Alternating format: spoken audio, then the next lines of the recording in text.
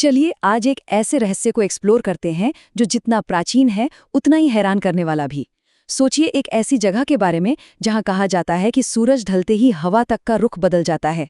हम बात कर रहे हैं वृंदावन की। ये सिर्फ एक शहर नहीं है बल्कि एक ऐसा अनुभव है जहां इतिहास, अध्यात्म और कुछ बहुत ही गहरे रहस्य आपस में गुथे हुए हैं। यहाँ की हवाओं में ये मान्यता घुली हुई है कि भगवान कृष्ण आज भी यहाँ निवास करते हैं और उनकी रासलीला कोई हजारों साल पुरानी कहानी नहीं बल्कि एक ऐसा सच है जो आज भी हर रात दोहराया जाता है। और इस पूरे रहस्य का केंद्र है निधिवन, एक ऐसा घना जंगल जिसके राज सुलझाने की कोशिश में अच्छे अच्छों के होश उड़ जाते हैं। अब जरा इस बात पर गौर कीजिए, दिन भर मधुबन या निधिवन का इलाका पक्षियों की चहचहाहट और बंदरों की उछल कूद से भरा रहता है। लेकिन जैसे ही शाम ढलने लगती है, गोधूली बेला आते ही अचानक सब कुछ बदल जाता है। हर एक पक्षी, हर एक बंदर, यहाँ तक कि छोटे से छोटा जानवर भी उस जंगल को पूरी तरह से खाली कर देता है। एकदम सन्नाटा छा जाता है। ये कोई मनगढ़ंत बात नहीं है, ये रोज होता है। अब सोचने वाली बात यह है कि इन जानवरों को ऐसा क्या एहसास होता है जो हम इंसान नहीं समझ पाते। उन्हें ऐसा क्या दिख जाता है कि वो एक पल भी वहां रुकना नहीं चाहते। इसका कोई ठोस वैज्ञानिक जवाब आज तक नहीं मिल पाया है। निधिवन के दिन और रात में जो फर्क है ना, वो सच में चौंकाने वाला है। दिन के समय जब आप वहां जाएंगे तो आपको तुलसी के मुड़े हुए, सूखे और आपस में उलझे हुए पेड़ दिखाई देंगे। चारों तरफ दर्शनार्थियों की भारी भीड़ होगी। लेकिन जैसे ही रात होती है, कहानी पूरी तरह पलट जाती है। मान्यता है कि रात के घने अंधेरे में यही मुड़े हुए पेड़ अपना रूप बदल लेते हैं और साक्षात दिव्य गोपियां बन जाते हैं। जंगल पूरी तरह खाली हो जाता है, यहाँ तक कि आसपास बने घरों के लोग अपनी खिड़कियां ईंटों से चुनवा देते हैं ताकि गलती से भी रात के समय कोई उस जंगल की तरफ झांक ना सके। इसी निधिवन के ठीक बीचों बीच एक जगह है, रंक महल। हर शाम यहाँ एक बहुत ही खास और सटीक अनुष्ठान होता है। मंदिर के पुजारी पूरे भक्ति भाव से राधा कृष्ण के विश्राम के लिए एक सुंदर सा पलंग सजाते हैं। उसके पास पीने के लिए पानी से भरा एक कलश रखा जाता है। साथ ही ताज़ा पान, कुछ मीठे लड्डू और दांत साफ करने के लिए नीम की दातून भी रखी जाती है। ये सारी चीज़ें अंदर रखने के बाद पुजारी बाहर आते हैं और मंदिर के दरवाजों पर भारी भरकम ताले जड़ देते हैं। कोई गुंजाइश नहीं छोड़ी जाती कि रात के उस सन्नाटे में कोई भी अंदर जा सके। अब आता है इस पूरी कहानी का सबसे बड़ा और हैरान करने वाला ट्विस्ट। जब सुबह होती है और मंदिर के ताले खोले जाते हैं तो अंदर का नज़ारा एकदम बदला हुआ होता है। ध्यान दीजिए, दरवाजे पूरी तरह बंद थे, न कोई बिल्ली अंदर जा सकती है न कोई बंदर। लेकिन फिर भी वो सजा हुआ पलंग बिखरा हुआ मिलता है, कलश का पानी आधा हो चुका होता है, पान और लड्डू आधे खाए हुए मिलते हैं, और सबसे अजीब बात, वो नीम की दातून बिल्कुल वैसी लगती है जैसे किसी ने उसे चबाया हो। जब मंदिर बाहर से पूरी तरह लॉक था तो ये सब आखिर करता कौन है? आपके मन में भी ये सवाल आ रहा होगा कि भाई अगर इतना ही रहस्य है तो आज तक किसी ने छुपकर वीडियो क्यों नहीं बना लिया या खुद क्यों नहीं देख लिया। सच तो ये है कि जिसने भी ऐसा करने की कोशिश की उसका अंजाम बहुत बुरा हुआ। कहानियां और कई पुराने वृत्तांत बताते हैं कि इंसान की इंद्रियां उस ईश्वरीय तेज को बर्दाश्त ही नहीं कर सकती। कहा जाता है कि जिसने भी छुपकर देखने की कोशिश की वो या तो अंधा हो गया, गूंगा हो गया, या फिर उसने अपना मानसिक संतुलन ही खो दिया। आपको बता दें कि कुछ विदेशी टीवी क्रूज और मीडिया वालों ने सच्चाई जानने के लिए वहां कैमरे भी छुपाए थे, लेकिन सुबह जब फुटेज चेक की गई तो उसमें सिर्फ एक अंधी कर देने वाली सफेद रोशनी के अलावा कुछ नहीं था। टेक्नोलॉजी भी वहां जाकर सरेंडर कर देती है।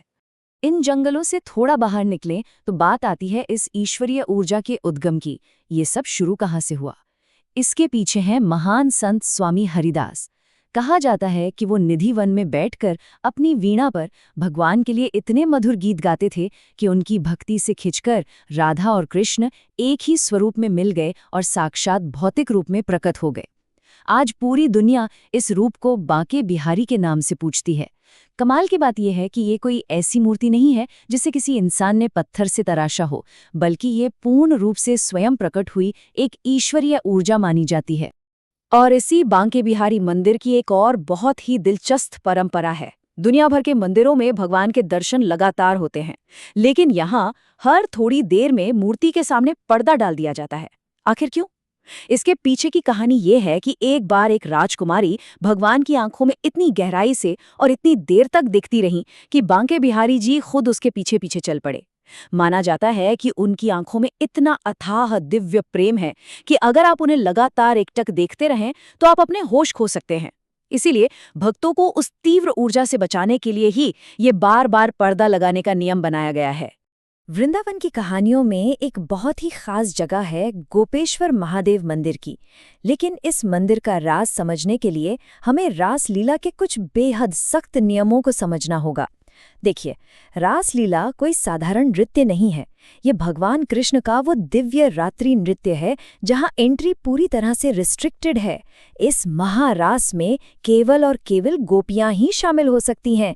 किसी भी पुरुष का इस रासलीला में जाना सख्त मना है, बिल्कुल वर्जित। अब आप सोचिए, ये नियम कितना सख्त होगा कि जब स्वयं भगवान शिव के मन में इस रासलीला को देखने की तीव्र इच्छा जगी तो उन्हें भी रोक दिया गया। जब शिव जी वहां पहुंचे तो वृंदा देवी ने उन्हें साफ बता दिया कि अंदर जाने के लिए उन्हें एक गोपी का रूप ही धारण करना होगा। और फिर भगवान शिव ने यमुना नदी में स्नान किया और एक नारी यानी गोपी का रूप धारण किया। इसी वजह से आज भी वृंदावन में गोपेश्वर महादेव की मूर्ति का हर शाम एक गोपी की तरह पूरा श्रृंगार किया जाता है। सच में ईश्वरीय नियमों के आगे भगवान को भी रूप बदलना पड़ा।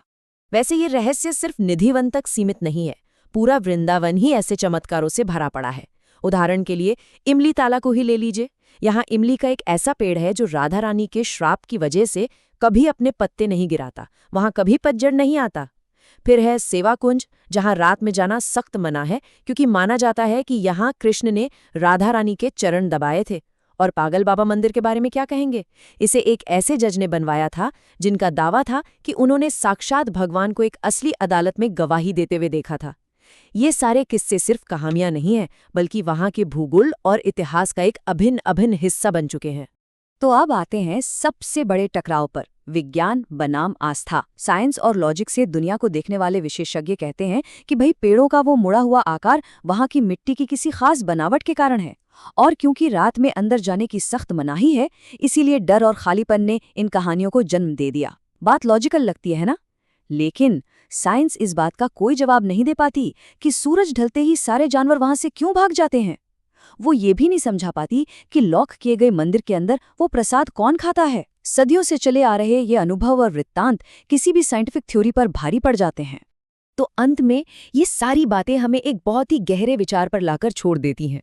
आप खुद सोचिए, क्या असली रहस्य वो है जो रात के अंधेरे में उन बंद दरवाजों के पीछे और मुड़े हुए पेड़ों के बीच होता है, या फिर असली चमत्कार ये अटूट अकल्पनीय आस्था है, एक ऐसा विश्वास जो सदियों से बिना डिगे इस पूरे शहर के रोम रोम में जिंदा है, जो हर दिन लाखों लोगों को दुनिया के कोने कोने से यहाँ खींच लाता है।